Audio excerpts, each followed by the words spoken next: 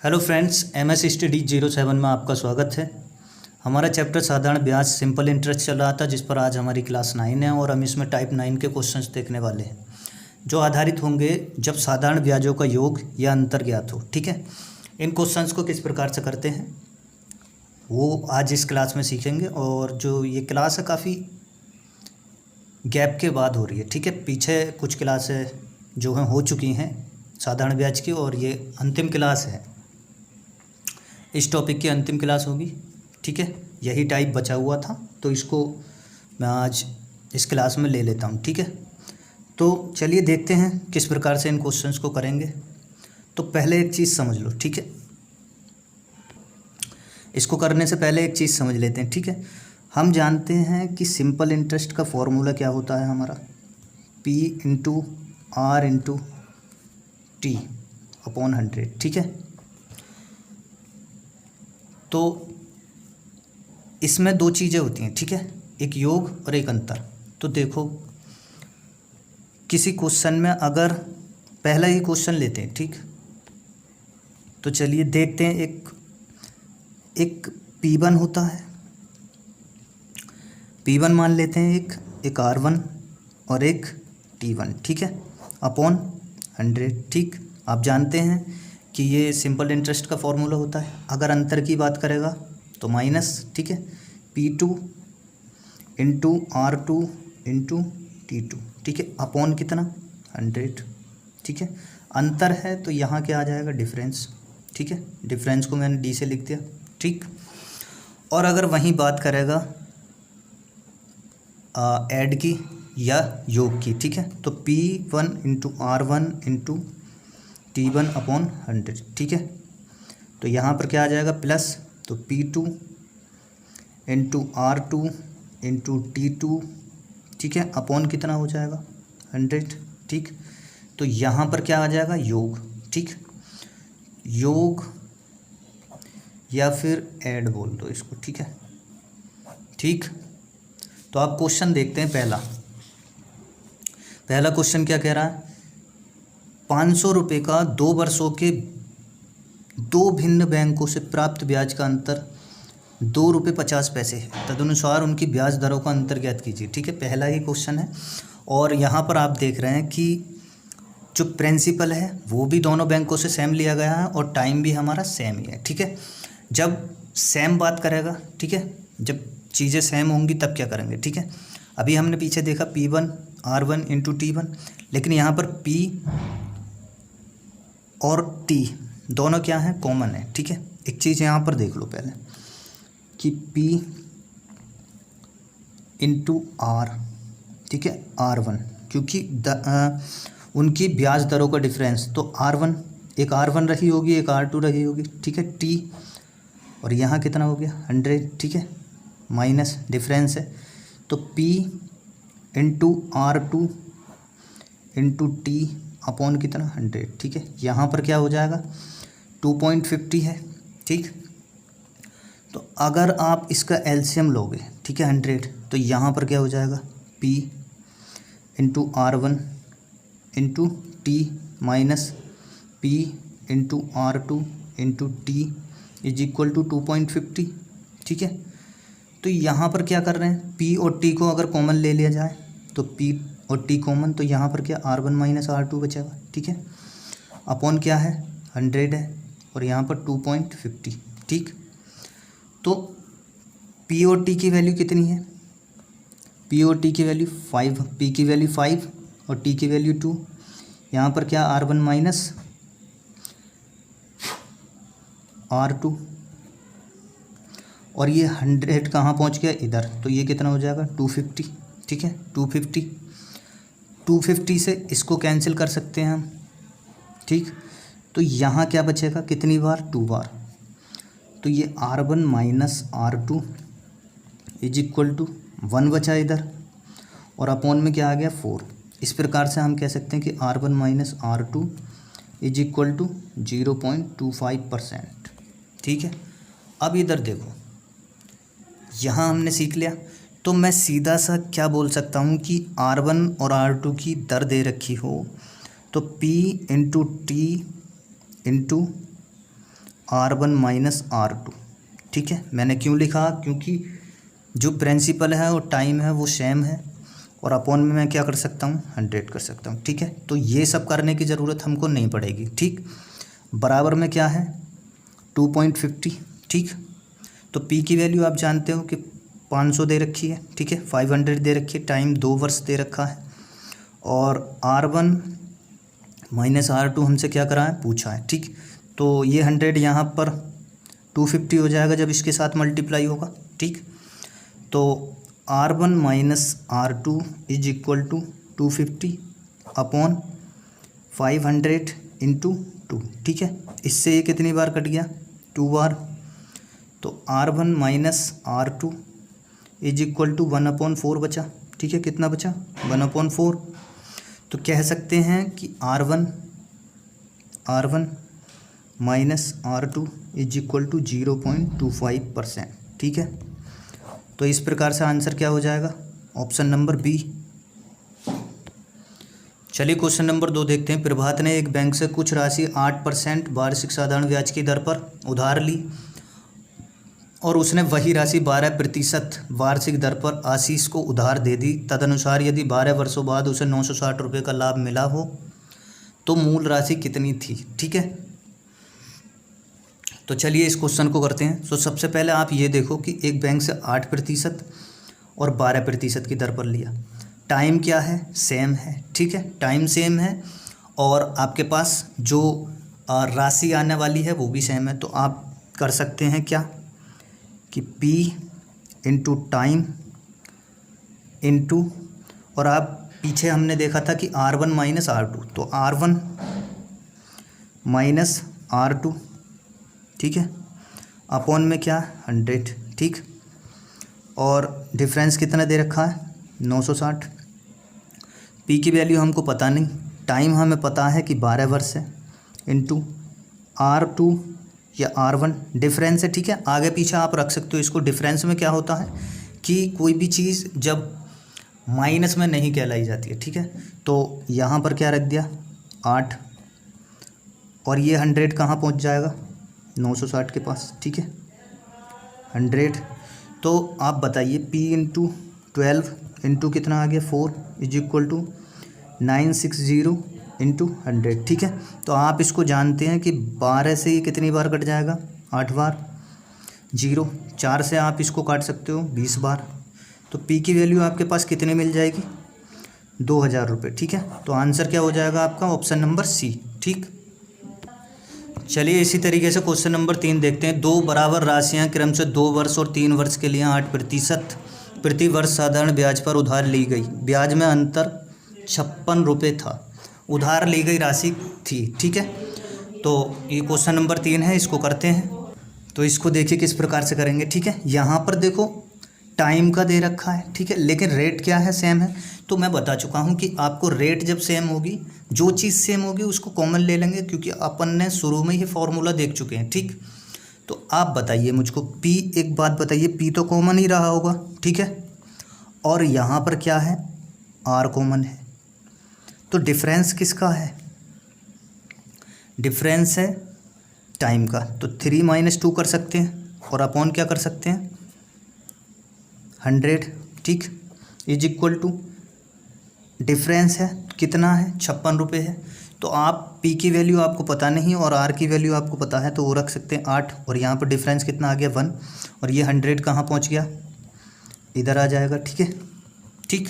तो 8 से आप जानते हैं इसको 7 बार कैंसिल कर सकते हैं। तो P की वैल्यू आपको कितनी मिल जाएगी 700 रुपये, ठीक।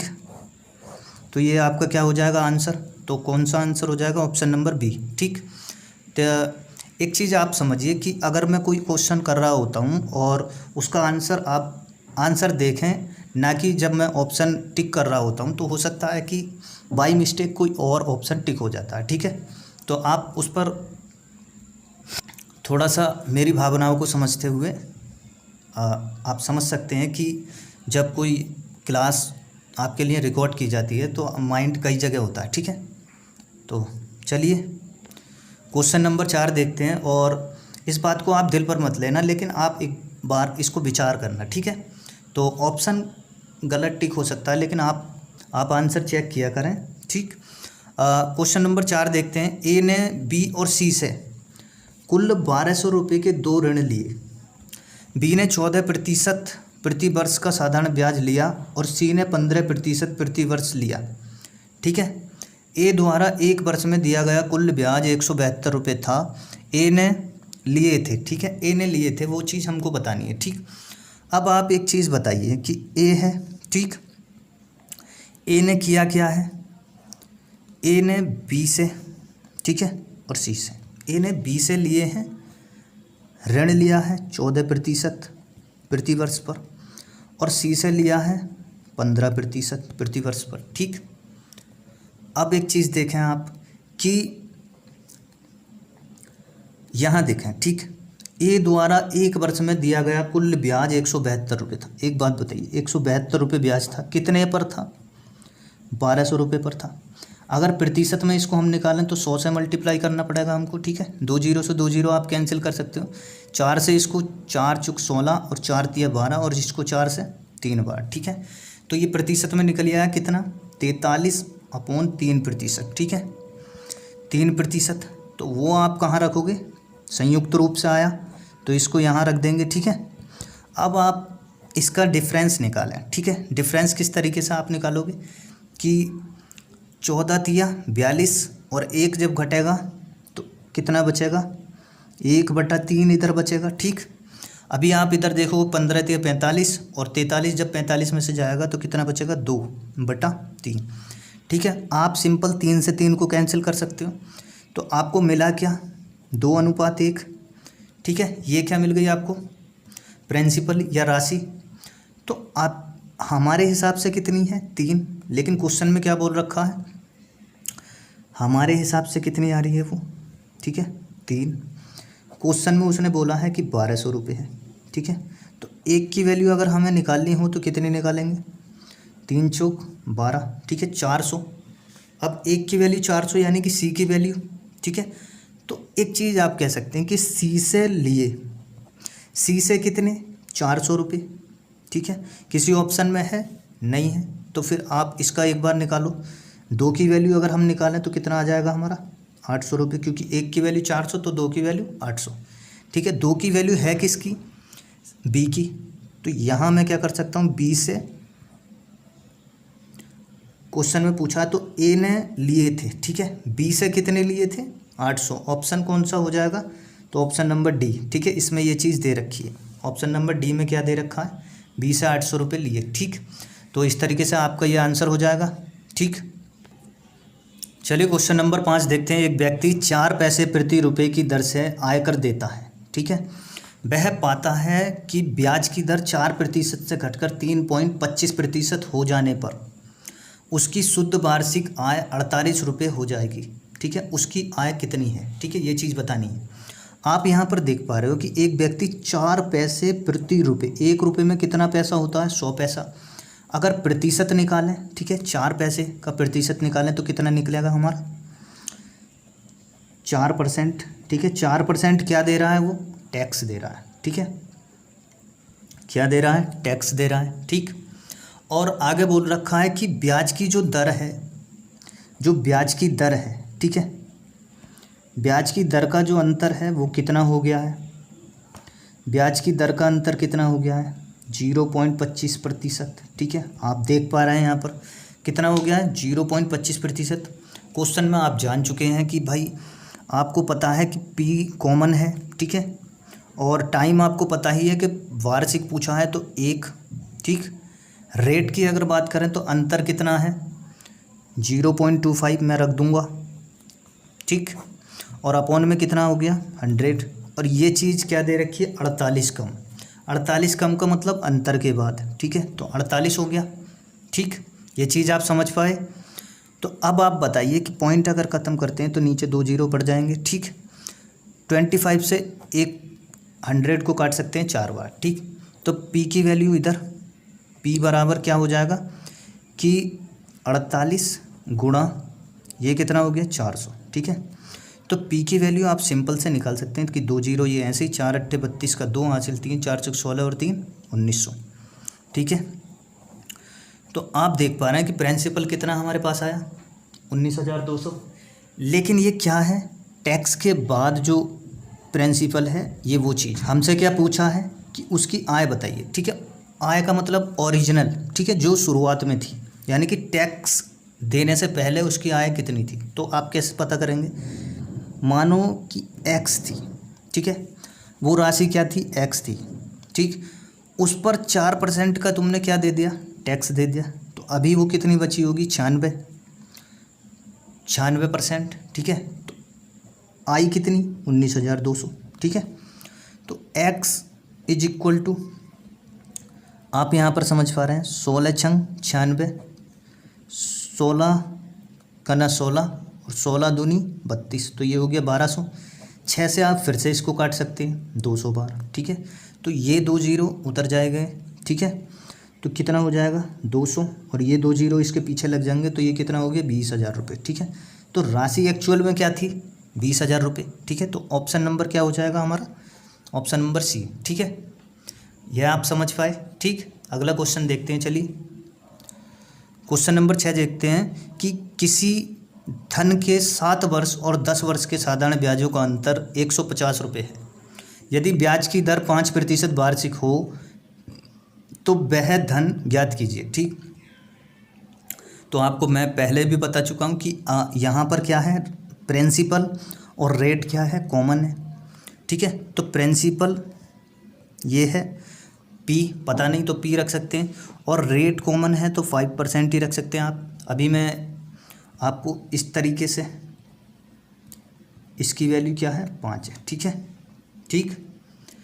या फिर कह सकते हैं कि ये चीज़ ना बोलकर इसको मैं बोल देता हूँ कि R1 is equal to R2 बराबर 5, ठीक है। ये चीज़ आप समझिए, ठीक है, इसको ना समझ के आप इसको समझिए, ठीक। तो 5% हो गया, और आप कह सकते हैं कि अंतर, टाइम का अंतर 10/7, वो 10 - 7, और अपॉन में क्या हो गया 100 इज इक्वल टू रखूँ तो कितना, 150 रुपये अंतर है, तो वो इधर रख दिया हमने। तो आप देख पा रहे हैं कि 5 principal into rate into time का डिफरेंस कितना आ गया, 3 हमारे पास, और ये 100 कहाँ पहुँच जाएगा, 150 के पास, ठीक है। तो आप देख पा रहे होंगे कि 5 तिया 15, पूरा इसको मैं काट दिया 10 बार, ठीक। तो प्रिंसिपल आपको कितना मिल गया, 1,000 रुपये, ठीक है। तो ऑप्शन नंबर कौन सा ठीक हो जाएगा, तो ऑप्शन नंबर ए आपका सही हो जाएगा, ठीक। चलिए क्वेश्चन नंबर 7 देखते हैं। एक धन का 4% वार्षिक ब्याज की दर से 3 वर्ष के ब्याज उसके 5 वर्ष के ब्याज से 400 रुपये कम है, वह धन ज्ञात कीजिए, ठीक है। आप समझ पा रहे हैं कि यहाँ पर क्या बात कर रहा है, वो डिफरेंस की बात कर रहा है, ठीक है, कितने, 3 और 5 वर्ष में, ठीक। तो आप जान चुके हैं पिछले ही क्वेश्चन में कि प्रिंसिपल तो आपको पता नहीं, वो निकालना है, तो वो कॉमन है, पी रख लिया हमने, और परसेंट दर जो दे रखी है वो 4, दोनों ही वर्षों में क्या दे रखी है, 4, और आप डिफरेंस देख पा रहे होंगे 5 - 3, ठीक है। अपॉन में क्या कर सकते हैं 100 इज इक्वल टू कितना हो जाएगा, कितना कम है, 400 कम है, तो यहाँ पर रख दिया हमने प्रिंसिपल इंटू 4, और डिफरेंस कितना आया हमारे पास 2, ठीक है। तो 400 के पास क्या हो जाएगा, ये 100 चला जाएगा, ठीक। P is equal to 400 into 100, और अपॉन में क्या आ जाएगा 8, ठीक है। 8 से आप सिंपल इसको 5 बार काट सकते हैं, तो ये 50 हो गया, ठीक। तो प्रिंसिपल की वैल्यू आपके पास कितनी आ गई, तो आप देख पा रहे हैं कि 5,000 रुपये, ठीक है। तो आपके पास क्या आ गया, प्रिंसिपल 5,000 रुपये, ठीक। तो ऑप्शन नंबर बी हो जाएगा, ठीक है। उम्मीद है आपको समझ में आया होगा ये, ठीक। चलिए क्वेश्चन नंबर अगला देखते हैं, क्वेश्चन नंबर 8 देखते हैं, ठीक है। एक व्यक्ति ने बराबर धन 6% वार्षिक दर पर राम को 8 वर्ष के लिए तथा श्याम को 10 वर्ष के लिए उधार दिया। दोनों से व्यक्ति को कुल 2,160 रुपये ब्याज के रूप में प्राप्त हुए, ठीक। प्रत्येक को दिया गया धन ज्ञात कीजिए, ठीक है। तो आप देख पा रहे होंगे कि दोनों से प्राप्त हुआ है, तो यानी कि वो ऐड हुआ है, तो किस प्रकार से करेंगे, वो भी चीज़ मैं आपको शुरू में बता चुका हूँ। तो आप देख रहे हैं कि प्रिंसिपल बराबर है दोनों ही टाइम में, दोनों ही बार में प्रिंसिपल बराबर है तो प्रिंसिपल को प्रिंसिपल रख दिया मैंने, ठीक है, कॉमन। और रेट भी क्या रही है, कॉमन रही है, ठीक है, तो 6 रख दिया। और डिफरेंस आप देख रहे हैं कि 10 माइनस 8, ठीक है, 10 वर्ष और 8 वर्ष का डिफरेंस निकाल देंगे। और अपॉन में क्या आ गया 100, ठीक है। और मिला कितना है, सॉरी डिफरेंस ना देकर इस क्वेश्चन में क्या दे रखा है, दोनों से प्राप्त हुआ है ना, तो क्या हुआ है, ऐड हुआ है, ठीक है, योग होगा। तो योग कितना दे रखा है 2160 रुपये, ठीक है, मिस्टेक हो गई थी वो मैंने अब ठीक कर दी है। तो आप देख रहे हैं कि principal into 6 into 18 is equal to 2160 into 100, ठीक है।